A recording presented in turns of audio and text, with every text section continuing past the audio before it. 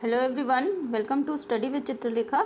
जैसा कि आप लोग जानते हो, हम लोग यूपी आरओ का जो री एग्ज़ाम है आप लोगों का, जो कि दिसंबर में कंडक्ट होगा, उसके लिए प्रैक्टिस सेट सॉल्व कर रहे हैं। आज हम लोग सेट नंबर 13 करने वाले हैं, जिसमें कि हम लोग टेक्स्ट बुक के जो फुल लेंथ के टेस्ट पेपर हैं, जिसमें जीएस के 140 क्वेश्चन होते हैं, वो वाले टेस्ट पेपर सॉल्व कर रहे हैं। तो अगर आप लोग टेक्स्ट बुक के टेस्ट पेपर सॉल्व कर रहे हो तो आप यहीं पर कर सकते हो प्रैक्टिस। आपको अलग से सब्सक्रिप्शन लेने की कोई ज़रूरत नहीं है, ठीक है। हम लोग 2 क्लासेस में एक टेस्ट पेपर को करते हैं। तो आज की क्लास में 70 क्वेश्चंस करेंगे और नेक्स्ट क्लास में बाकी के बचे हुए 70 क्वेश्चंस हम आगे करेंगे, ठीक है। तो आज की जो क्लास होने वाली है बहुत ही इंटरेस्टिंग होने वाली है। पहले आपको सारा का सारा क्या देखने को मिलेगा, आपको करंट अफेयर मिलेगा, उसके बाद फिर जीएस, स्टैटिक जीएस के क्वेश्चन आएंगे, ठीक है। अगर आप लोग चैनल पर पहली बार आए हो तो चैनल को सब्सक्राइब ज़रूर कर लीजिएगा, और अगर वीडियो पहले देखा नहीं है आपने तो बेल आइकन भी प्रेस कर लीजिएगा। आज देखिए, आप लोगों को समझ में आएगा कि जो रिवीजन है वो आप लोगों की स्टडीज़ को कैसे फ़ायदा पहुंचाता है। और वीडियो पसंद आएगा तो वीडियो को लाइक और शेयर ज़रूर करिएगा, ठीक है। चलिए, पहला क्वेश्चन देखिए। गोवा रोड मैप जो कि हाल ही में खबरों में था, वह किससे संबंधित है? तो देखिए, गोवा रोड मैप जो है सतत विकास लक्ष्यों को प्राप्त करने की दिशा में पर्यटन के एक मार्ग के रूप में, ऑप्शन नंबर 3 ये करेक्ट ऑप्शन हो जाएगा। गोवा रोड मैप एसडीजी को प्राप्त करना है और पर्यटन को आगे बढ़ाना है। कुल मिलाकर के इतनी सी बात है। और हम लोग जो भी डेली करंट अफेयर्स करते हैं और मंथली करंट अफेयर्स करते हैं, तो अगर आप लोगों ने मेरी क्लासेस ध्यान से की होंगी तो जो भी क्वेश्चंस हैं ये कहीं बाहर से नहीं है, आपको वहीं से मिलेंगे, ठीक है। चलिए, नेक्स्ट क्वेश्चन देखिए। वाष्पन के कारण शीतलन की प्रक्रिया तब धीमी होती है जब घटती है और वायु में नमी की मात्रा अधिक होती है, ठीक है। वाष्पन की क्रिया, क्वेश्चन को अच्छे से समझना है यहाँ पे। वाष्पन की क्रिया तब धीमी होती है जब वायु, यहाँ पर होना चाहिए वायु बहने की जो मात्रा है वो घटती है और वायु में नमी की मात्रा अधिक होती है। तो ऑप्शन नंबर 3 करेक्ट ऑप्शन हो जाएगा इस क्वेश्चन का। अगले क्वेश्चन पर आइएगा। यहाँ पर उसका स्पष्टीकरण भी दिया गया है। जब वायु की गति कम हो जाती है तो वाष्पीकरण की दर भी कम हो जाती है, इससे शीतलन भी धीमा हो जाता है। उच्च आर्द्रता का अर्थ कि क्या होता है कि वायु में पहले से नमी उपस्थित होती है। आप लोग इसको एक बहुत ही अच्छे एग्जाम्पल से समझ सकते हो। कैसे कि जो घड़े होते हैं, मिट्टी के घड़े, यदि मिट्टी के घड़ों में जब ठंडा करने के लिए पानी रखा जाता है तो जब अप्रैल मई और जून ये महीने जो होते हैं, जहाँ पर कि जल वाष्प की मात्रा वायु में कम होती है, आर्द्रता कम होती है, तब घड़े पानी को ज़्यादा ठंडा करते हैं। जैसे ही बरसात के महीने आते हैं, आप अगस्त एंड में, सितंबर और अक्टूबर में देखोगे कि जो घड़े हैं वो पानी को ज़्यादा ठंडा नहीं करते हैं, क्योंकि जो जलवाष्प होता है वो वायु में अधिक आर्द्रता होती है, तो जो मिट्टी से जलवाष्प निकलनी चाहिए वो नहीं निकल पाती है और शीतलन की प्रक्रिया जो है धीमी हो जाती है। और ये वाला जो क्वेश्चन है आपको उसी कंसेप्ट पर आधारित है, ठीक है। चलिए, अगले क्वेश्चन पर आइए। निम्नलिखित में से कौन सा कथन ऐच्छिक पार्थोजेनेसिस का सही वर्णन करता है? तो ऐच्छिक पार्थोजेनेसिस क्या होता है? इसमें अलैंगिक प्रजनन का यह एक रूप है जिसमें संतान निषेचन के बिना उत्पन्न होती है, यहाँ तक कि उन प्रजातियों में भी जो सामान्य रूप से यौन प्रजनन करती हैं। तो ऑप्शन नंबर 3 करेक्ट ऑप्शन हो जाएगा ये। अगले क्वेश्चन पर आइएगा। उत्तर प्रदेश में किस टाइगर रिजर्व को conservation assure tiger standards cats के रूप में मान्यता दी गई है? तो दुधवा टाइगर रिजर्व को ये मान्यता दी गई है। ऑप्शन नंबर 1 करेक्ट ऑप्शन हो जाएगा। कैट्स की जो मान्यता है ये अंतर्राष्ट्रीय स्तर पर एक मानक है जो कि बाघ संरक्षण क्षेत्रों को प्रभावी प्रबंधन को सुनिश्चित करने के लिए दी जाती है, ठीक है। इसमें क्या होता है, एक स्वतंत्र टीम बनाई जाती है, वो रिजर्व के प्रबंधन, संचालन और संरक्षण प्रथाओं का मूल्यांकन करती है, ठीक है। अगले क्वेश्चन पर आते हैं। सेंडाई फ्रेमवर्क, योकोहामा स्ट्रैटेजी और ह्यूगो फ्रेमवर्क किससे संबंधित है? तो आप लोगों को ध्यान होगा, सेंडाई फ्रेमवर्क जो कि आपदा प्रबंधन से संबंधित है और ये 1990 और 2000 के दशक में प्राकृतिक आपदाओं से निपटने के लिए लाया गया था, ठीक है। तो ऑप्शन नंबर 1 करेक्ट ऑप्शन हो जाएगा। सेंडाई, योकोहामा स्ट्रैटेजी और ह्यूगो फ्रेमवर्क ये सारे किससे संबंधित हैं? आपदा प्रबंधन से संबंधित हैं।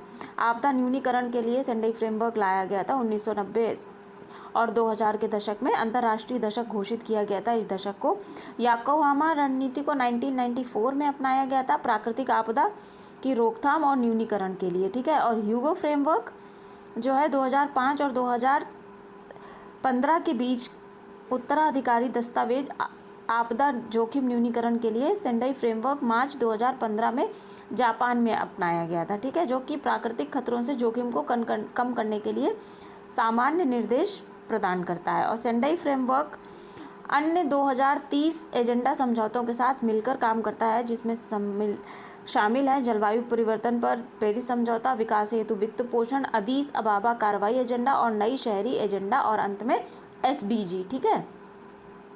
तो ये ध्यान रखेंगे। अगले क्वेश्चन पर आते हैं। चीता की हालिया मौत के संदर्भ में निम्नलिखित कथनों पर विचार कीजिए।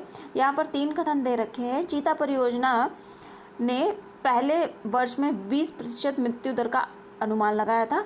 अगला क्या है, ट्रांसलोकेशन के दौरान शेडेड एंड रिकवर भी ऐसी मौत का एक कारण है, ठीक है। तो ये दूसरा वाला जो कथन सही है, जबकि पहले वाला कथन गलत है। इतनी मौत का अनुमान लगाया नहीं गया था। चीतों को संरक्षित रखने के लिए फेंस्ड रिजर्व में मेटा पॉपुलेशन प्रबंधन का सुझाव दिया गया है। तो तीसरा वाला कथन भी सही है। तो इस प्रकार से दूसरा और तीसरा जो है ये सही है, जबकि पहला कथन सही नहीं है। तो ऑप्शन नंबर 2 करेक्ट ऑप्शन हो जाएगा। अगले क्वेश्चन पर आइए। फिश बोन चैनल पद्धति, जो कि अभी खबरों में था, ये निम्नलिखित में से किससे संबंधित है? तो ये मैंग्रोव संरक्षण से संबंधित है, फिश बोन चैनल, ठीक है। फिश बोन चैनल में क्या होता है, कृत्रिम रूप से बाढ़ वाले इलाकों के लिए ये क्या करता है, इस वहाँ पर बनाया जाता है, और जहाँ पर नियमित रूप से ज्वार नहीं आता है वहाँ पर ये चैनल क्रिएट किए जाते हैं, और आसपास की शुष्क आर्द्र भूमि में बाढ़ के द्वारा नए मैंग्रोव को पुनः स्थापन के लिए ये पद्धति अपनाई जाती है, ठीक है। चलिए अगले क्वेश्चन पर आते हैं। अच्छा, एक चीज़ फिश बोन देख लीजिए। फिश बोन का जो आकार है वो फील्ड को चैनल के हर कोने में पानी पहुंचाने में मदद करता है। पादपों के जीवित रहने के लिए यह आवश्यक स्तर तक लवणता कम होने के बाद मैंग्रोव की प्रजातियों के बीच सभी चैनलों के किनारों पर बोए जाते हैं। कुछ इस तरीके से डिज़ाइन किया जाता है, ठीक है। फिश बोन इसी आकार का होता है और पानी ऐसे बीच से इस तरीके से नहरें टाइप की बनाई जाती हैं, और ये मेढ़ें होती हैं, इन पर मैंग्रोव के जो वन होते हैं उनके पौधों के बीच बोए जाते हैं, ठीक है। अगले क्वेश्चन पर आइए। निम्नलिखित में से कौन भारत में पारिस्थितिकी के पिता कहलाते हैं? तो रामदेव मिश्रा कहलाते हैं। ऑप्शन नंबर 4 करेक्ट ऑप्शन है। हाल ही में पाइनएप्पल एक्सप्रेस घटना जो कि खबरों में थी, ये किससे संबंधित है? पाइनएप्पल एक्सप्रेस एक वायुमंडलीय घटना है, ये अभी खबरों में थी। कैलिफोर्निया में बारिश हुई थी, उसके दौरान ये चर्चा में आई। कैलिफोर्निया में आने वाली बारिश टू पाइनएप्पल एक्सप्रेस के कारण हो रही है। ये एक सामान्य वायुमंडलीय घटना होती है। ये एक विशिष्ट उदाहरण है जो कि नमी के लिए कन्वेयर बेल्ट जैसा दिखता है। पिछले 2 हफ्तों में कैलिफोर्निया और वेस्ट कोस्ट के अन्य हिस्सों में मौसम विज्ञानियों ने वायुमंडलीय नदियों की एक श्रृंखला से प्रभावित है, जो कि वातावरण में लंबे संकीर्ण और उष्णकटिबंधीय क्षेत्र के अधिकांश जलवाष्प का परिवहन कर रहे हैं। आकाश में ये नदियों की तरह प्रदर्शित होता है। ये अक्सर कैरिबियन से नमी को प्राप्त करते हैं और उसे वहीं प्रसारित करते हैं, ठीक है। और जो जल है, जलवाष्प की मात्रा कभी कभी मिसिसिपी नदी और औसत प्रवाह से वहाँ के बिंदु पर जो है उससे अधिक मिलती है। मिसिसिपी नदी बहती कहाँ पर है, अपना जल कहाँ विसर्जित करती है? मैक्सिको की खाड़ी में। MV वाकाशियो जहाज ईंधन गिरने के बाद किस देश ने पर्यावरण आपातकाल घोषित किया था? तो MV वाकाशियो ये जापान का जहाज था, जापान के स्वामित्व वाला। ये क्या कर रहा था, ये जहाज जो है समंदर के रास्ते से तेल लेकर के जा रहा था, कच्चा तेल, और कच्चे तेल के रिसाव हो गया। तो कच्चे तेल के रिसाव के कारण मॉरिशस में पर्यावरण आपातकाल घोषित किया गया था। ऑप्शन नंबर 2 करेक्ट ऑप्शन हो जाएगा। एक मोटी परत जम गई थी समुद्र का जो जल होता है उसके ऊपर, तो इसीलिए इसे संवेदनशील घोषित किया गया था। तो ये सारी बातें यहाँ पर लिखी भी हैं, आप वीडियो में रीड कर सकते हो। अगले क्वेश्चन को देखिए। जलवायु परिवर्तन पर अंतर सरकारी पैनल ने 2022 रिपोर्ट में वैश्विक जलवायु की अंतिम स्थिति प्रकाशित की है। 2022 में वैश्विक औसत तापमान वर्तमान में लगभग 1.15 डिग्री सेल्सियस पूर्व औद्योगिक औसत होने का अनुमान है। तीसरा है वर्ष 2022 में अभी रिकॉर्ड पर 5वें और 6ठे सबसे गर्म के बीच रैंक करने की उम्मीद है। तो दूसरा और तीसरा कथन सही है जबकि पहला गलत है। तो ऑप्शन नंबर 3 करेक्ट ऑप्शन हो जाएगा, हमें सही कथन बताना था। हाल ही में समाचार में एक शब्द आया था वीरोवोर, ये किससे संबंधित है? तो वीरोवोर जो है ये एक ऐसा जीव है जो वायरस को खाता है। ऑप्शन नंबर 2 करेक्ट ऑप्शन हो जाएगा। और पहले वीरोवोर की खोज हुई है। ये एक ऐसा जीव है जो कि वायरस खाता है और ये सफलता किसने हासिल की है? जॉन डेलोंग ने और उनकी टीम ने मिलकर एक ऐसा सूक्ष्म जीव खोजा है जो कि वायरस को खाता है। ठीक है, सूक्ष्म सिलिएटस हॉल्टेरिया की एक प्रजाति है जो दुनिया भर में ताजे पानी को पॉपुलेट करने का कार्य करता है और ये बड़ी संख्या में संक्रामक क्लोरोवायरस खा सकता है और उनके जलीय निवास में ये वीरोवोर पाए जाते हैं। ठीक है, तो ये ध्यान रखिएगा, इंपॉर्टेंट क्वेश्चन है ये। अगले क्वेश्चन को देखते हैं। मूत्र मार्ग के आधार पर मानव उत्सर्जन प्रणाली के सही क्रम को पहचानिए। तो सबसे पहले मूत्रवाहिनी, मूत्राशय और मूत्र मार्ग, ये सही क्रम है। ऑप्शन नंबर 2 करेक्ट ऑप्शन है। अगले क्वेश्चन पर आते हैं। ताप नियमन थर्मो रेगुलेशन के संदर्भ में निम्नलिखित कथनों पर विचार कीजिए और जो कथन गलत है ये हमें बताना है। ठीक है, गलत कथन बताना है। तो ऊष्माशोषी एंडोथर्मिक ठंडे खून वाले जंतु होते हैं और इनकी उपापचय दर कम होती है। वायु ऊष्माशोषी या एक्टोथर्मिक जंतु गर्म रक्त वाले होते हैं और उनकी उपापचय दर बहुत अधिक होती है। यहाँ पर उल्टा होता है, जो एंडोथर्मिक होते हैं इनकी मेटाबॉलिज्म जो है हाई होती है, जबकि एक्सोथर्मिक की क्या होती है? मेटाबॉलिज्म कम होती है। ठीक है, तो ये दोनों ही कथन गलत हैं। तो इस प्रकार से क्या होता है? ऑप्शन नंबर 3 करेक्ट ऑप्शन हो जाएगा। 1 और 2 दोनों ही गलत हैं। अंतर्राष्ट्रीय ताप नाभिकीय प्रायोगिक रिएक्टर ITER के संदर्भ में निम्नलिखित कथनों पर विचार कीजिए और कौन से विकल्प सही हैं ये हमें बताने हैं। इसका उद्देश्य सूर्य के केंद्र में होने वाली परमाणु संलयन की अभिक्रिया की नकल करना है। बिल्कुल सही बात है। भारत इस प्रयोग का एक संस्थापक सदस्य, दोनों ही सही हैं। तो हमारा जो आंसर है ये ऑप्शन नंबर 3 हो जाएगा। 1 और 2 दोनों। अगले क्वेश्चन को देखिएगा। बुलेट प्रूफ स्क्रीन में निम्नलिखित में से किस ग्लास का प्रयोग किया जाता है? तो प्रबलित ग्लास का उपयोग किया जाता है बुलेट प्रूफ स्क्रीन में। ठीक है, GRP ग्लास भी इसको बोला जाता है। ये एक प्रबलित ग्लास या प्रबलित पॉलीमर होता है। ठीक है, और इसे फाइबर ग्लास भी कहा जाता है। और इसके जो गुण हैं ये इन्हीं गुणों के कारण ये प्रयोग में लाया जाता है। इसका जो वजन होता है, इसकी तन्यता के अगर कंपेयर किया जाए तन्यता को और वजन को, तो ये बहुत कम होता है। उत्कृष्ट स्थायित्व तो मतलब जल्दी टूटता नहीं है। हल्का वजन होता है। विद्युत रूप से गैर प्रवाहकीय होता है, मतलब इसमें विद्युत धारा नहीं प्रवाह हो सकती है। रेडियो तरंग पारदर्शी होता है और गैर संचारक होता है, मतलब इसका संचारण नहीं होता है। ठीक है, अगले क्वेश्चन को देखिएगा। निम्नलिखित में से कौन सा जल शुष्कक का सबसे अच्छा उदाहरण है? तो silica gel option number 3 correct option हो जाएगा। आप लोगों ने देखा होगा जब भी आप लोग कोई नई चीज़ खरीद के लाते हो, जैसे कोई बैग खरीद के लाते हैं हम लोग, बॉटल्स खरीद के लाते हैं, वहाँ उसमें एक पैकेट पड़ा रहता है जिसमें छोटे छोटे कण जैसे रहते हैं। ये सिलिका जेल होता है। सिलिका जेल जो होता है जो नमी को अवशोषित कर लेता है। ठीक है, तो ऑप्शन नंबर 3 करेक्ट ऑप्शन हो जाएगा।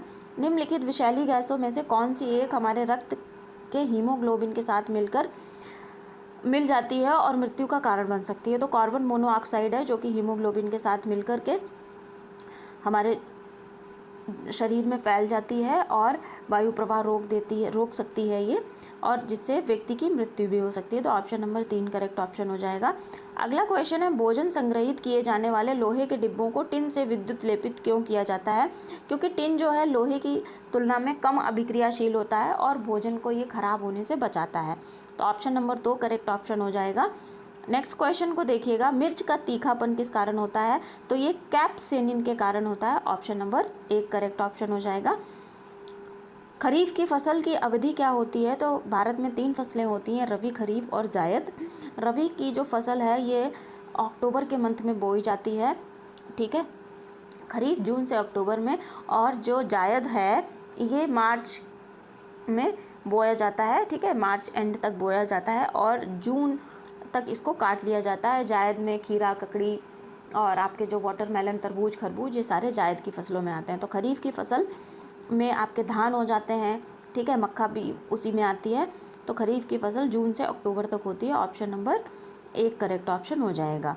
नेक्स्ट क्वेश्चन है, तालाब संवर्धन प्रणालियों के लिए चयनित की गई सामान्य मछलियाँ कौन सी हैं? तो तालाब का संवर्धन करने के लिए जो मछलियाँ चयनित की गई हैं, ये काटला, रोहू, मृगल और सामान्य कॉर्प और ग्रास कॉर्प हैं। ऑप्शन नंबर 4 करेक्ट ऑप्शन है यहाँ पर, ठीक है। नेक्स्ट क्वेश्चन देखिएगा, विश्राम के समय एक औसत वयस्क व्यक्ति में श्वास की दर की सामान्य सीमा कितनी होती है? तो 12 से 20 होती है ये। तो ऑप्शन नंबर 3 करेक्ट ऑप्शन है। अगले क्वेश्चन को देखिएगा, संसाधित भोजन को संरक्षित करने के लिए निम्नलिखित में से किसका उपयोग परिरक्षक के रूप में किया जाता है? तो सोडियम मेटाबाइसल्फेट जो है, इसका परिरक्षण के रूप में उपयोग किया जाता है। ऑप्शन नंबर 1 करेक्ट ऑप्शन हो जाएगा। अगला क्वेश्चन है, एंटोनी वैन ल्यूवेनहॉक को 17वीं शताब्दी के अंत में किस खोज के लिए जाना जाता है? तो एंटोनी ल्यूवेनहॉक ने जो है जीवाणु और प्रोटोजोआ का अवलोकन करने के लिए इनको जाना जाता है। 17वीं शताब्दी की बात कर रहे हैं, तो ऑप्शन नंबर 2 यहाँ पे करेक्ट ऑप्शन होगा। अगला क्वेश्चन है, 60,000 जूल ऊर्जा की ऊष्मा को उत्पादित करने के लिए एक 10 क्यू प्रतिरोधकता वाले तार में से 1 मिनट की अवधि में कितनी धारा प्रवाहित होगी? ठीक है, तो 10 एम्पीयर धारा यहाँ पर प्रवाहित होगी। ऑप्शन नंबर 1 करेक्ट ऑप्शन हो जाएगा। भारत के भूस्खलन एटलस 2023 के संदर्भ में निम्नलिखित कथनों पर विचार कीजिए और इसमें से कौन सा कथन सही है, ये हमें बताना है। इसरो के अनुसार उत्तराखंड में रुद्रप्रयाग और टिहरी गढ़वाल देश में सबसे अधिक भूस्खलन वाले जिले हैं। बिल्कुल सही बात है। इसरो और राष्ट्रीय सुदूर संवेदन केंद्र की एक नई रिपोर्ट में हिमालय और पश्चिमी घाट में भूस्खलन संवेदनशील क्षेत्रों का मानचित्रण किया गया है। तो दोनों ही कथन सही हैं। ऑप्शन नंबर 3 करेक्ट ऑप्शन हो जाएगा। 1 और 2 दोनों। आवर्ती परावर्तन के कारण ध्वनि की दृढ़ता को क्या कहा जाता है? अनुरणन कहा जाता है। ऑप्शन नंबर 3 करेक्ट ऑप्शन हो जाएगा, अनुरणन। इंडिया मोबाइल गेमिंग रिपोर्ट्स 2022 के अनुसार कौन सा राज्य मोबाइल गेमर्स के लिए शीर्ष स्थान पर है? तो अपना उत्तर प्रदेश जो है ये मोबाइल गेमर्स के लिए शीर्ष स्थान पर है। सबसे ज़्यादा गेम्स खेले जाते हैं फ़ोन पर यहाँ। दक्षिणायनी पांडे कार सुरक्षा मॉडल को मिशन प्रोटेक्टर के तहत पेटेंट कराया गया है, वह किस स्थान से संबंधित है? ये मऊ से संबंधित है। Option number 3 option number 1 Mau जो है ये करेक्ट ऑप्शन हो जाएगा। राज्य में बनने वाली वेब सीरीज़ पर उत्तर प्रदेश सरकार कितने प्रतिशत सब्सिडी देने जा रही है? तो 50% सब्सिडी देगी उत्तर प्रदेश सरकार यहाँ पर जो भी वेब सीरीज़ और फिल्में बनाई जाएंगी। ठीक है, अगले क्वेश्चन पर आइए। बसोहली पश्मीना के बारे में निम्नलिखित कथनों पर विचार कीजिए और कौन सा कथन सही है, ये हमें बताना है। ये हाथ से काता गया एक उत्पाद है जो अत्यधिक कोमलता, सुंदरता और हल्के वजन, इंसुलेशन गुणों और विस्तारित जीवन के लिए जाना जाता है। बिल्कुल सही बात है। हाल ही में जम्मू कश्मीर के कठुआ जिले के 100 साल से अधिक पुराने पारंपरिक शिल्प बसोहली पश्मीना को जीआई टैग मिला है। दोनों ही कथन सही हैं। तो ऑप्शन नंबर 2 जो है ये हमारे क्वेश्चन का करेक्ट ऑप्शन हो जाएगा। 1 और 2 दोनों। अगला क्वेश्चन है, हाल ही में किस केंद्र शासित प्रदेश ने 100% गाँवों को ODF प्लस का दर्जा दिया है? तो जम्मू कश्मीर ने ये दर्जा दिया है। अगले क्वेश्चन पर आइएगा। पूर्वोत्तर के मिथुन को भारतीय खाद्य सुरक्षा और मानक प्राधिकरण फसाई का खाद्य पशु टैग मिला है। किस राज्य ने मिथुन को अपने राजकीय पशु के रूप में मान्यता दी है? तो अरुणाचल प्रदेश और नागालैंड दोनों ही राज्यों का जो है राजकीय पशु है। तो ऑप्शन नंबर 1 और 2 दोनों ही करेक्ट हैं। तो ऑप्शन नंबर 4 हमारे क्वेश्चन का करेक्ट ऑप्शन हो जाएगा। मिथुन, इसे गालो भी कहा जाता है। ठीक है, इसका एक नाम गालो भी है, तो इसको ध्यान रखिएगा। पहाड़ के मवेशी के रूप में इसे जाना जाता है और ये भारत, बांग्लादेश, उत्तरी म्यांमार, यूनान और चीन में पाया जाता है और ये अरुणाचल और नागालैंड का राजकीय पशु है, राज्य पशु है। ठीक है, IUCN में इसकी स्थिति वनरेबल है और साइट्स में अपेंडिक्स में रखा गया है इसको। अगले क्वेश्चन पर आते हैं। किस राज्य या केंद्र शासित प्रदेश ने कक्षाओं में मोबाइल फ़ोन का उपयोग पर प्रतिबंध लगा दिया है? तो दिल्ली ने स्कूल में मोबाइल फ़ोन पर प्रतिबंध लगा दिया है। हाल ही में भारतीय मौसम विज्ञान ने IMD ने यह जानकारी दी कि बंगाल की खाड़ी के ऊपर साइक्लोन मोचा नामक चक्रवाती तूफान विकसित हो रहा है। ये नाम किस देश ने इस चक्रवात को दिया है? तो यमन ने मोचा नाम दिया है। तो ऑप्शन नंबर 2 करेक्ट ऑप्शन हो जाएगा, यमन। अगले क्वेश्चन पर आइए। नीति आयोग संशोधित ऊर्जा सुरक्षा परिदृश्य 2047 किसने जारी किया है? तो ये नीति आयोग ने जारी किया है। ठीक है, अगले क्वेश्चन पर आइएगा। विश्व का सबसे बड़ा कार्यालय भवन भारत के किस राज्य में है? तो ऑप्शन नंबर 2 गुजरात में एक बिल्डिंग बनाई गई है जो अमेरिका के पेंटागन के ऑफिस से भी बड़ी बिल्डिंग है। ठीक है, गुजरात के सूरत में ये बिल्डिंग बनाई गई है। सूरत को डायमंड सिटी के नाम से जाना जाता है, जहाँ पर 65,000 से अधिक व्यक्ति एक साथ काम कर सकेंगे। और ये कार्यालय जो है 7.1 मिलियन वर्ग फुट जगह में बनाया गया है। ठीक है, अगले क्वेश्चन पर आते हैं। उच्च न्यायालयों के न्यायालय परिसरों में इलेक्ट्रॉनिक साइनेज सिस्टम स्थापित किया गया है, इसे क्या कहा जाता है? तो इसे जस्टिस क्लॉक कहा जाता है। Option number 2 justice clock. गोल के बारे में, गोल नहीं यहाँ पे सेंगोल है। ठीक है, सेंगोल के बारे में निम्नलिखित कथनों पर विचार कीजिए और इसमें से हमें बताना है कि कौन सा कथन सही है। ठीक है, कौन सा कथन सही है ये हमें बताना है। तो देखिए, पहला क्या है? भारत की स्वतंत्रता के एक महत्वपूर्ण ऐतिहासिक प्रतीक का प्रतिनिधित्व करने वाले नए संसद भवन में तमिलनाडु के एक राजदंड सेंगोल को स्थापित किया है। तो पहला कथन बिल्कुल सही है। भारत के स्वतंत्रता समारोह के बारे में चर्चा करने के दौरान लॉर्ड माउंटबेटन के द्वारा जवाहरलाल नेहरू को सत्ता हस्तांतरण दर्शाने वाले सेंगोल की अवधारणा पेश की गई है। तो यहाँ पे लॉर्ड माउंटबेटन नहीं होगा, राजगोपालाचारी होगा। ठीक है, तो दूसरा वाला कथन गलत हो जाता है। सेंगोल समारोह की शुरुआत पांड्य शासकों के द्वारा की गई थी, जहाँ पर सत्ता हस्तांतरण एक पांड्य शासक से दूसरे पांड्य शासक में होता था। दूसरी वाली बात भी गलत है, केवल एक कथन सही है। तो ऑप्शन नंबर 1 जो है हमारे क्वेश्चन का करेक्ट ऑप्शन हो जाएगा। ठीक है, अब यहाँ पर वही बातें लिखी हैं जो मैंने आपको बताई हैं। 1920 के दशक में जो हमारी पुरानी वाली संसद भवन थी उसका निर्माण हुआ था, उसको हटा कर के नई संसद भवन स्थापित की गई है। तो जो सेंगोल है प्राचीन भारत से आया है और ये चोल शासकों के द्वारा यूज़ किया जाता था, जब एक चोल शासक दूसरे चोल शासक को सत्ता हस्तांतरण करता था। ठीक है, चलिए आगे बढ़ते हैं, अगले क्वेश्चन पर आते हैं। अगला क्वेश्चन है, किसकी स्मृति में स्टैचू ऑफ इक्वलिटी हैदराबाद में स्थापित किया गया है? तो संत रामानुजाचार्य की स्मृति में स्थापित किया गया है। ऑप्शन नंबर 1 करेक्ट ऑप्शन हो जाएगा। हाल ही में नौसेना में 32 साल की शानदार सेवा पूर्ण करने के बाद नौसेना जहाज किरपान स्वदेश निर्मित 1350 टन 1G मिसाइल कॉर्वेट एक मित्र विदेशी देश को सौंप दिया जाएगा। ये कैमरेन की खाड़ी का एक रणनीतिक सैन्य बंदरगाह पर स्थित होगा। ये सैन्य बंदरगाह कहाँ पर स्थित है? तो ये दक्षिणी चीन सागर में अवस्थित है। ऑप्शन नंबर 3 करेक्ट ऑप्शन हो जाएगा। निम्नलिखित में से कौन सा कथन सिल्वर कॉक्स कॉम्ब की सही व्याख्या करता है? तो सिल्वर कॉक्स कॉम्ब की सही व्याख्या ऑप्शन नंबर 3 करता है। ये एक पौष्टिक पत्तेदार हरी घास है जिसका उपयोग कुछ जनजातियों के द्वारा पारंपरिक व्यंजन के रूप में किया जाता है, जो फसल की पैदावार को प्रभावित कर सकता है और कीटों को भी आकर्षित करता है। तो ऑप्शन नंबर 3 करेक्ट ऑप्शन हो जाएगा। चलते हैं अगले क्वेश्चन पर। निम्नलिखित कथनों पर विचार कीजिए। यहाँ पर हमारे पास 2 कथन है और दोनों में से कौन कौन से कथन सही हैं ये हमें बताना है। तो पहला कथन देखते हैं। पूर्वी घाट में स्थित कास पठार का यूनेस्को विश्व प्राकृतिक विरासत स्थल में शामिल किया गया है। अगला क्या है?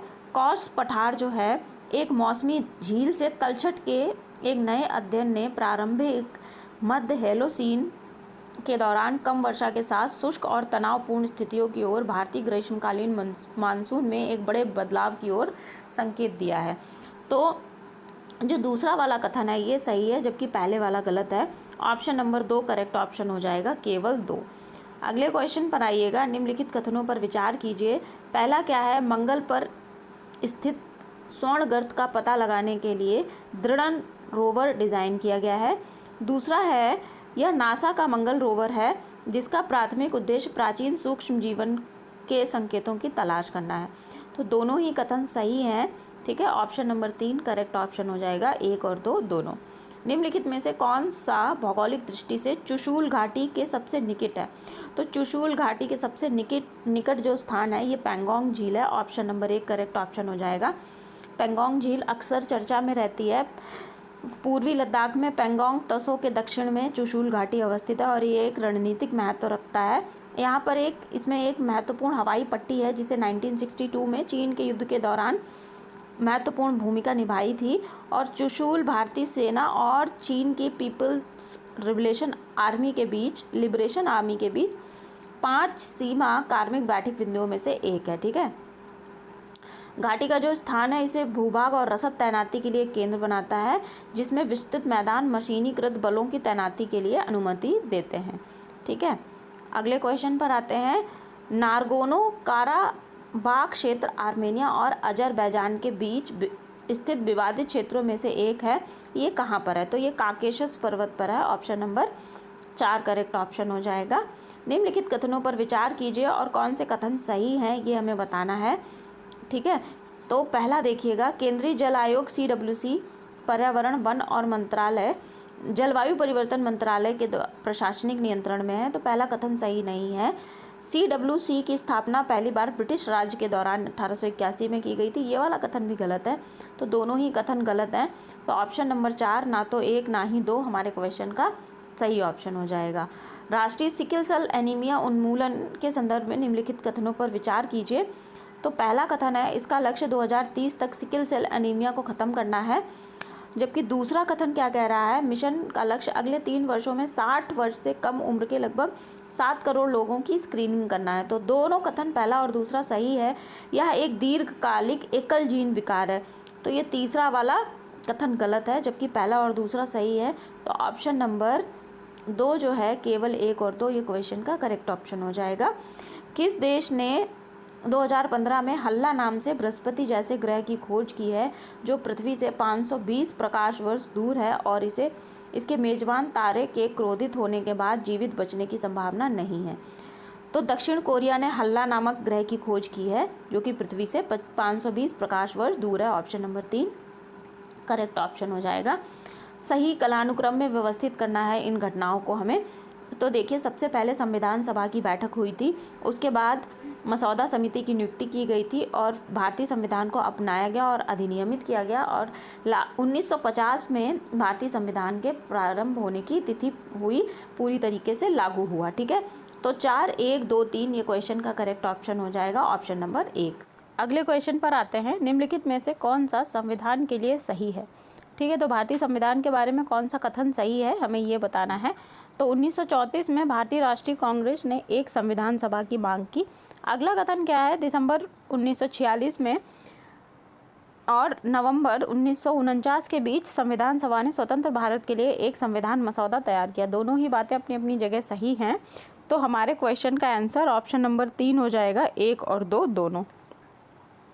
अगले क्वेश्चन पर आते हैं। संघीय सरकार के लिए निम्नलिखित में से सही विकल्प का चयन कीजिए। तो केंद्रीय सरकार प्रांतीय सरकारों को आदेश दे सकती है, बिल्कुल सही बात है। केंद्रीय सरकार राज्य सरकार को आदेश नहीं दे सकती है, ये सही नहीं है। ठीक है, राज्य सरकार के पास अपनी शक्तियां होती हैं, वह केंद्र सरकार के प्रति जवाबदेह नहीं होती है, ये भी सही नहीं है। तो यहाँ पर हमें बताना है कौन से कथन सही नहीं है। तो देखिए, दूसरा और तीसरा कथन सही नहीं है, तो ऑप्शन नंबर 3 क्वेश्चन का करेक्ट ऑप्शन हो जाएगा, केवल 2 और 3। ठीक है, अगले क्वेश्चन पर आइए। अध्यक्ष और उपाध्यक्ष के संदर्भ में निम्नलिखित कथनों पर विचार कीजिए। पहला कथन है, सदन के अध्यक्ष के साथ उपाध्यक्ष का चुनाव भी किया जाता है। ये बात सही नहीं है। सदन के अध्यक्ष का चुनाव होता है, उसके बाद जो सीनियर व्यक्ति होता है वो उपाध्यक्ष बन जाता है। ठीक है, तो ऑप्शन नंबर 1 सही नहीं है। मत बराबर होने की स्थिति में अध्यक्ष निर्णायक मत देता है, तो ये वाली बात सही है। जब भी टाई होता है, किसी भी उस पे टॉपिक पे वोट पड़ते हैं, किसी भी विषय पर मत डालने की बात होती है और टाई हो जाता है, तो जो अध्यक्ष है ये निर्णायक मत देता है। तो पहला जो गलत हो जाएगा कथन, दूसरा कथन जबकि सही है। ठीक है, संविधान में राज्य विधानसभाओं के उपसभापति चुनने का प्रावधान नहीं है, ये तीसरा वाला कथन भी गलत है। केवल 2 कथन सही है, ऑप्शन नंबर 2 मतलब ऑप्शन नंबर 3, केवल 2 कथन सही हो जाएगा, तो ऑप्शन नंबर 3 क्वेश्चन का करेक्ट ऑप्शन है। ठीक है, अगले क्वेश्चन पर आइए। भारतीय संविधान कि निम्नलिखित में से कौन से अनुच्छेद नागरिकता से संबंधित है। अनुच्छेद 5 से 11 तक नागरिकता के प्रावधान दिए गए हैं, जो कि भाग 2 में है। तो ऑप्शन नंबर 3 करेक्ट ऑप्शन हो जाएगा। अगले क्वेश्चन पर आइएगा। भारतीय संविधान का अनुच्छेद 21A 6 से 14 साल के आयु के सभी बच्चों के लिए निःशुल्क और अनिवार्य शिक्षा को मौलिक अधिकार बनाने की मांग करता है। निम्नलिखित में से किस संवैधानिक संशोधन अधिनियम के द्वारा इस अनुच्छेद को भारतीय संविधान में शामिल किया गया था। तो 86वां संविधान संशोधन जो हुआ था उसके द्वारा इसको भारतीय संविधान में शामिल किया गया था 21A। ठीक है, अगले क्वेश्चन पर आते हैं। भारत के संविधान निम्नलिखित में से कौन से अनुच्छेद में यह उल्लेख है कि कार्य की न्याय संगत मानवीय दशाओं और को सुनिश्चित करने के लिए और प्रसूति सहायता देने के लिए राज्य उपबंध करेगा। तो ये DPSP में कहा गया है। ठीक है, DPSP में अनुच्छेद 42 में 42 अनुच्छेद क्वेश्चन नंबर ऑप्शन नंबर 2 जो है क्वेश्चन का करेक्ट ऑप्शन हो जाएगा। अनुच्छेद 42 में कार्य की न्याय संगत और मानवोचित परिस्थितियों को बनाए रखने का राज्य जो है प्रयास करेगा और प्रसूति सहायता भी प्रदान करेगा। तो इस प्रकार का जो अनुच्छेद है उस 42 उसमें ये बात कही गई है DPSP में। DPSP हमारे संविधान के भाग 4 में है। ठीक है, संविधान के सभी भागों को और डिस्कस किया गया है। आपको लिंक डिस्क्रिप्शन बॉक्स में मिल जाएगा। पॉलिटी की एक डिस्क्रिप्टिव क्लास है, वहाँ पर उसको देख लीजिएगा। आपके सारे डाउट्स अगर कोई हैं तो क्लियर हो जाएंगे। ठीक है, अगले क्वेश्चन पर आते हैं। निम्नलिखित में से कौन संविधान के तहत शामिल एक रिट नहीं है। तो भारतीय संविधान में 5 प्रकार की रिट्स हैं जो कि सुप्रीम कोर्ट और हाई कोर्ट के द्वारा जारी की जाती हैं। सुप्रीम कोर्ट के द्वारा 5 प्रकार की रिट जारी की जाती हैं अनुच्छेद 32 के तहत, जबकि अनुच्छेद 226 के तहत हाई कोर्ट के द्वारा जारी की जाती है। सुप्रीम कोर्ट केवल मूलाधिकारों के लिए रिट्स जारी कर सकता है, जबकि हाई कोर्ट मूल अधिकारों के अलावा भी रिट्स जारी कर सकता है। ठीक है, तो 5 प्रकार की रिट्स हैं, जिनमें से सुनवाई किए जाने के अधिकार की रिट, इस प्रकार की कोई भी रिट संविधान में उल्लेखित नहीं है। तो ऑप्शन नंबर 2 करेक्ट ऑप्शन है। ठीक है, अगले क्वेश्चन पर आइए। भारतीय संविधान में कौन सा संविधान संशोधन केंद्र शासित प्रदेशों के लिए उच्च न्यायालय के अधिकार क्षेत्रों के विस्तार से संबंधित है। तो 7वां संशोधन जो हुआ था, ऑप्शन नंबर 2 करेक्ट ऑप्शन हो जाएगा। निम्नलिखित में से कौन राष्ट्रपति के चुनाव में भाग नहीं लेगा। तो राष्ट्रपति का एक निर्वाचक मंडल होता है जिसमें लोकसभा के और राज्यसभा के निर्वाचित सदस्य, ठीक है, उसके साथ साथ राज्य विधानसभाओं के निर्वाचित सदस्य, जिसमें कि दिल्ली और पुडुचेरी केंद्र शासित प्रदेशों के जो सदस्य होंगे वो निर्वाचक मंडल में शामिल होंगे। लेकिन राज्य विधान परिषद के निर्वाचित सदस्य राष्ट्रपति के निर्वाचक मंडल में भाग नहीं लेते हैं। राष्ट्रपति का जो चुनाव है एकल संक्रमणीय मत पद्धति के द्वारा होता है। ऑप्शन नंबर 3 इस क्वेश्चन का करेक्ट ऑप्शन है। चलिए आगे बढ़ते हैं। अब ये सारी बातें निर्वाचक मंडल के बारे में दे रखी हैं जो हम ऊपर डिस्कस कर चुके हैं। भारतीय लोकसभा के प्रथम अध्यक्ष कौन थे। तो GV मावलंकर, जिन्हें कि श्री गणेश वासुदेव मावलंकर इनका नाम है, ये लोकसभा के प्रथम अध्यक्ष थे। ऑप्शन नंबर 1 करेक्ट ऑप्शन हो जाएगा। संसद के सचिवालय में पद के संदर्भ में निम्नलिखित कथनों में से कौन सा कथन सही है। तो संसद के प्रत्येक सदन के सचिवालय के लिए सामान्य पदों का सृजन किया जा सकता है, सही बात है। संसद को अपनी किसी भी सदन के सचिवालय कर्मचारियों की सेवा शर्तों को विनियमित करने का अधिकार है। दोनों ही कथन सही हैं। तो हमारे क्वेश्चन का ऑप्शन जो है ऑप्शन नंबर 4 हो जाएगा। 1 और 2 दोनों ही कथन सही हैं। ठीक है, अगले क्वेश्चन पर आइए। यहाँ पर कथन और कारण दे रखा है और हमें बताना है कि कौन से कथन और कारण के आधार पर ऑप्शन कौन सा बनेगा। तो राष्ट्रपति किसी भी राज्य की सीमा को संसद को बदलने के लिए सिफारिश कर सकता है, किंतु यह निर्दिष्ट अवधि के भीतर अपने विषय पर उस राज्य के संबंधित विधानमंडल पर विचार करने के बाद ही किया जा सकता है। कथन जो है बिल्कुल सही है। और उसके बाद राष्ट्रपति के लिए संबंधित राज्य विधानमंडल के प्रस्ताव को स्वीकार करना अनिवार्य नहीं है। तो देखिए, राष्ट्रपति जो है संसद को निर्दिष्ट कर सकता है किसी भी राज्य की सीमा क्षेत्र को घटाने बढ़ाने के लिए, ये वाली बात सही है। और राज्य विधानमंडल का जो प्रस्ताव होगा राष्ट्रपति के विवेक पर है, उसे स्वीकार करे या नहीं करे। दोनों ही कथन और कारण अपनी अपनी जगह पे सही हैं, लेकिन ये जो कथन की व्याख्या है ये कारण आर सही से नहीं कर रहा है। तो ऑप्शन नंबर ए क्वेश्चन का करेक्ट ऑप्शन हो जाएगा। ए सत्य है लेकिन आर असत्य है, और आर ए की सही व्याख्या नहीं करता है। ठीक है, ए और आर यहाँ पे असत्य हैं और आर ए की सही व्याख्या नहीं करता है। ये ऐसे हो जाएगा, option number A correct option हो जाएगा। अगले क्वेश्चन पर आइएगा। निम्नलिखित में से किसे संसद का संयुक्त सत्र बुलाने का संवैधानिक अधिकार है? तो संवैधानिक अधिकार के तहत अनुच्छेद 108 में ये बात कही गई है कि राष्ट्रपति संसद के संयुक्त सदन को आहूत कर सकता है, जो कि साधारण विधेयक के मामले में ही बुलाया जा सकता है। तो ऑप्शन नंबर 2 करेक्ट ऑप्शन हो जाएगा, राष्ट्रपति। अगले क्वेश्चन पर आइएगा। हाल ही में TMA पाई फाउंडेशन मामला 2002 खबरों में रहा। निम्नलिखित में से किस मुद्दे से संबंधित है ये?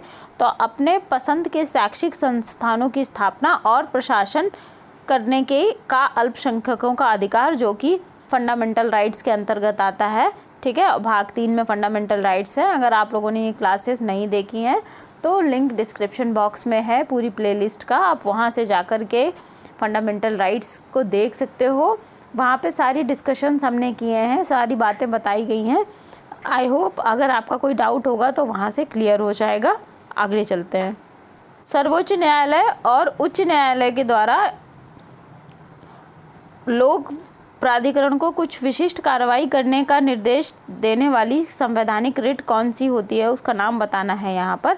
तो देखिए, सर्वोच्च न्यायालय उच्च न्यायालय जब किसी लोक प्राधिकरण को विशिष्ट कार्रवाई करने की जो है रिट जारी करते हैं तो उसे परमादेश कहा जाता है। ठीक है, ऑप्शन नंबर 2 करेक्ट ऑप्शन हो जाएगा।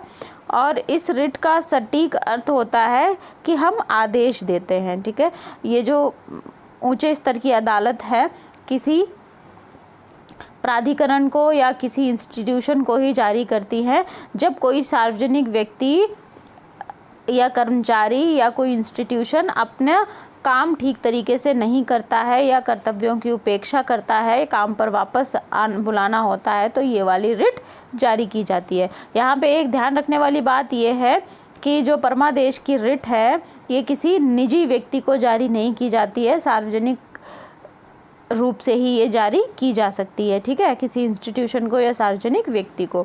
अनुच्छेद 32 के तहत कौन जारी करता है? सुप्रीम कोर्ट जारी करता है। और अनुच्छेद 226 के तहत 5 प्रकार की रिट्स कौन जारी करता है? हाई कोर्ट करता है। ठीक है, बंदी प्रत्यक्षीकरण, परमादेश, निषेध, और ये जो रिट्स हैं किसके द्वारा जारी की जाती है? सुप्रीम कोर्ट और हाई कोर्ट के द्वारा। ठीक है, अगले क्वेश्चन पर आते हैं हम। भारत के संविधान का कौन सा अनुच्छेद चुनावों के अधीक्षण, निर्देशन और नियंत्रण के बारे में बात करता है? तो अनुच्छेद 324 में ये बात कही गई है, जहाँ पर चुनाव आयोग है। ऑप्शन नंबर 1 324 करेक्ट ऑप्शन हो जाएगा। भारत के संविधान के अनुच्छेद 75(1) के अनुसार प्रधानमंत्री नियुक्त होता है। ठीक है, ऑप्शन नंबर 1 करेक्ट ऑप्शन हो जाएगा। 75(1) में प्रधानमंत्री की नियुक्ति राष्ट्रपति के द्वारा की जाएगी और अन्य मंत्रियों की नियुक्ति जो है राष्ट्रपति के द्वारा प्रधानमंत्री की सलाह पर की जाएगी। और 75(1) क्या कहता है? मंत्रिपरिषद में प्रधानमंत्री सहित मंत्रियों की कुल संख्या लोकसभा सदस्यों की कुल संख्या के 15% से अधिक नहीं होनी चाहिए। और 2003 में एक संविधान संशोधन किया गया था, 91वां संविधान संशोधन, उसके द्वारा ये बात जोड़ी गई थी। आप लोग ये भी ध्यान रख सकते हो कि संसद में या लोकसभा में कोई मंत्री बनने के लिए लोकसभा का सदस्य होना ज़रूरी नहीं है। यदि कोई व्यक्ति जो कि प्रधानमंत्री है वो लोकसभा का सदस्य नहीं है तो भी वह प्रधानमंत्री बन सकता है। यदि कोई राज्यसभा का सदस्य है तो भी वह प्रधानमंत्री बन सकता है। यदि दोनों सदनों में से किसी की भी सदस्यता नहीं है तो 6 महीने के भीतर उसे किसी भी सदन की सदस्यता ग्रहण करनी रहती है, तभी उपचुनाव होते हैं, जो व्यक्ति मंत्री या प्रधानमंत्री बनता है। ठीक है, अगले क्वेश्चन पर आते हैं। कैग के संदर्भ में कौन कौन से कथन सही है ये हमें बताना है। तो उन्हें कार्यकाल की सुरक्षा प्रदान की जाती है, बिल्कुल सही बात है। राष्ट्रपति के प्रताप पर्यंत वे अपना पद धारण करते हैं। वह भविष्य में किसी भी पद के लिए पात्र नहीं होते हैं, दूसरा वाला भी कथन सही है। जो भी व्यक्ति कैग का पद एक बार धारण कर लेता है वो किसी भी और पद के लिए पात्र नहीं होता है। तो ऑप्शन नंबर 3, 1 और 2 दोनों जो है करेक्ट ऑप्शन हो जाएगा हमारे क्वेश्चन का। क्षेत्रीय परिषदों के संदर्भ में निम्नलिखित कथनों पर विचार कीजिए। वे संसद के एक अधिनियम राज्य पुनर्गठन अधिनियम के द्वारा स्थापित एक वैधानिक निकाय है, ये बिल्कुल सही बात है। लेकिन इस कथन, ये जो क्वेश्चन है यहाँ पर हमें बताना है कि कौन से कथन गलत हैं। तो पहला वाला सही है, ठीक है। प्रधानमंत्री सभी क्षेत्रीय परिषदों के सामान्य अध्यक्ष होता है, प्रधानमंत्री नहीं होता है, गृह मंत्री होता है, ठीक है। होम मिनिस्टर जो होता है ये क्षेत्रीय परिषदों की अध्यक्षता करता है। पहली बार केंद्रीय गृह मंत्री क्षेत्रीय परिषद की बैठक की अध्यक्षता करेंगे। तीसरा वाला भी कथन गलत है, क्योंकि जब गृह मंत्री होता है तो गृह मंत्री ही अध्यक्षता करेगा। तो 2 और 3 गलत हैं। तो हमारे क्वेश्चन का जो आंसर बनेगा ये ऑप्शन नंबर 4 बनेगा, केवल 2 और 3, जबकि पहला वाला कथन सही है, ठीक है। राज्य पुनर्गठन अधिनियम 1956 के तहत ये वैधानिक निकाय गठित किया गया था और प्रत्येक जोन के जो मंत्री होते हैं ये बारी बारी से उस जोन की क्षेत्रीय परिषद होती हैं उनके उपाध्यक्ष के रूप में कार्य करते हैं, ठीक है। एक व्यक्ति केवल 1 वर्ष के लिए पद धारण करता है और प्रत्येक राज्य से राज्यपाल के द्वारा नामित मुख्यमंत्री और 2 अन्य मंत्री और क्षेत्र में शामिल केंद्र शासित प्रदेशों के 2 सदस्य होते हैं, ठीक। तो ये बात ध्यान रखिएगा। अगले क्वेश्चन पर आते हैं। राजभाषा के संदर्भ में निम्नलिखित कथनों पर विचार करिए और कौन सा कथन सही है ये हमें बताना है। अनुच्छेद 345 में किसी राज्य की आधिकारिक भाषा या भाषाओं से संबंधित है, जबकि दूसरा कथन ये है कि किसी राज्य का विधानमंडल कानून के द्वारा राज्य में उपयोग की जाने वाली किसी एक या अधिक भाषाओं को अपना सकता है। दोनों ही कथन सही है। तो ऑप्शन नंबर 3 हमारे क्वेश्चन का करेक्ट ऑप्शन हो जाएगा, 1 और 2 दोनों। अगले क्वेश्चन पर आइएगा। सतर्कता के क्षेत्र में केंद्रीय एजेंसीज को सलाह एवं मार्गदर्शन करने के लिए केंद्रीय सतर्कता आयोग की स्थापना किसकी अध्यक्षता वाली समिति की सिफारिश पर की गई थी? तो के संथानम समिति बनी थी, जिसके प्रस्ताव पर, जिनकी अनुशंसा पर केंद्रीय सतर्कता आयोग का जो है गठन किया गया था। तो ऑप्शन नंबर 2 के संथानम करेक्ट ऑप्शन हो जाएगा। नेक्स्ट क्वेश्चन है, निम्नलिखित में से किस दशक में भारतीय जनसंख्या में नकारात्मक वृद्धि दर थी? तो 1911 से 1921 के बीच भारत में नकारात्मक वृद्धि दर थी। इसका कारण ये था कि 1921 से पहले महिला और पुरुष दोनों ही जो थे इनकी जीवन प्रत्याशा खराब थी। अकाल, महामारी, ठीक है, महामारी में प्लेग, मलेरिया, ये सारी चीज़ें फैली रहती थी जिसका उन्हें अच्छे से इलाज नहीं मिल पाता था और मृत्यु दर अधिक थी। अकाल, महामारी और इन्फ्लुएंजा से जो मौतें हैं वो इतनी ज़्यादा होती थी कि 1911 से 21 के बीच जो वृद्धि दर है ये निगेटिव में चली गई थी, ठीक है। तो ये सारी बातें ध्यान रखनी है। आते हैं हम अगले क्वेश्चन पर। वर्ष 2011 की जनगणना के अनुसार निम्नलिखित में से किस राज्य का लिंगानुपात सबसे अधिक है? तो केरल का लिंगानुपात सबसे अधिक है, आपको पता ही है 2011 की जनगणना के अनुसार। ऑप्शन नंबर 2 करेक्ट ऑप्शन हो जाएगा। तो आज की क्लास में हमने कितने क्वेश्चन कर लिए हैं? 75 क्वेश्चन कर लिए हैं। इसके आगे के क्वेश्चन जो रहते हैं हम नेक्स्ट क्लास में करेंगे। आई होप ये क्लास आप लोगों को पसंद आई होगी। क्लास पसंद आई है तो लाइक शेयर कर लीजिएगा और चैनल को सब्सक्राइब करके बेल आइकन प्रेस कर दीजिएगा। रिवीजन के लिए एक बहुत ही अच्छा माध्यम है, आप यहाँ पर रिवीजन कर सकते हो। आपको प्रीवियस ईयर के क्वेश्चंस भी करने हैं तो प्रीवियस ईयर के क्वेश्चंस आप लोग पिछले वीडियोस में देख सकते हो जो कि हमने डिस्कस किए गए हैं। और उसके साथ साथ अभी हम टेक्स्ट बुक सीरीज़ कर रहे हैं, तो आई होप ये सीरीज़ भी आप लोगों को पसंद आ रही होगी। आपके कमेंट सेक्शन में क्या राय है मुझसे ज़रूर शेयर करिएगा। पढ़ते रहिए। बहुत बहुत शुभकामनाओं के साथ मिलते हैं अगली क्लास में। Thank you everyone.